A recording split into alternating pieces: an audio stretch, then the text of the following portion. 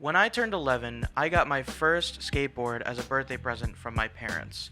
My friends and I would watch all the pro skate edits on YouTube and then try to go out and be as good as them. After some time, we thought we were good enough to make our own edit and wanted to try to go out and shoot each other skating, that way we could make our own YouTube channel. So, while my dad was at work, I would take his digital camera to film my friends and I skateboarding.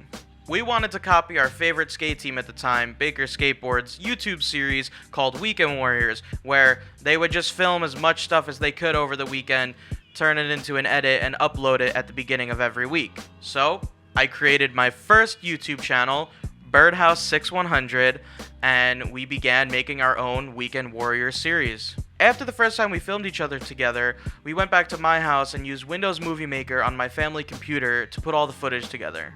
This was my first time editing a video, and I was having a blast. When we were done, we were so hyped on the video that we told everyone we knew to go check it out. We watched it about 100 times ourselves. From that point on, I became the group's filmmaker. I shot and edited every video we produced, and I loved every second of it. At this point in my life, I wanted to get sponsored by a professional skate team, just like my friends, but not for skating, but to be their filmer. I wanted to make these videos for all the companies and pros that I looked up to, so we went out and filmed every chance we got. Unfortunately, growing up in New York meant there were a few months where we couldn't go out and skate, but we definitely did try, although it wasn't a great time. But at this point, gaming content started to become very popular on YouTube, and I was amazed that people found a way to record their video game screen while also recording themselves and make content out of it. Two of my three favorite things that I could now do at any time of the day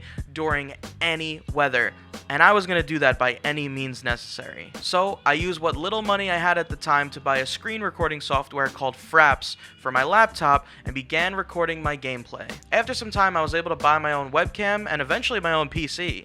And this is when I created my second YouTube channel just for gaming content. I would play any game with my friends all night and then go through the hours of footage the next morning just to find the funniest moments to edit up. At this point, I was in love with content creation and knew that this is what I wanted to do for the rest of my life. After high school, I didn't want to go to college because I felt like it was a waste of time, and I just really wanted to create content and felt like I could do that on my own. So, for the next 3 years of my life, I bounced from minimum wage job to minimum wage job, just trying to make ends meet. Working all day, just looking forward to being able to go home at the end of the day and make videos for YouTube. But I wasn't getting anywhere.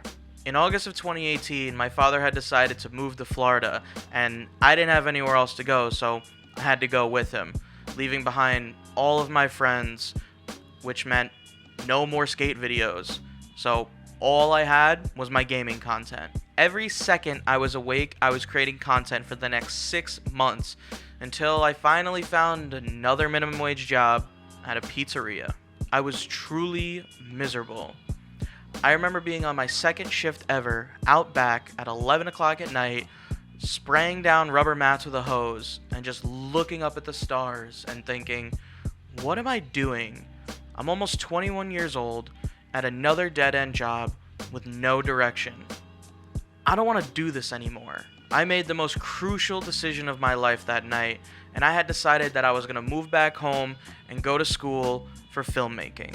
I quit that pizzeria job the following day, and in a month's time, I was back home in New York, enrolling in my community college in their radio and television production major. I never had more fun than creating the radio and television shows that we did there.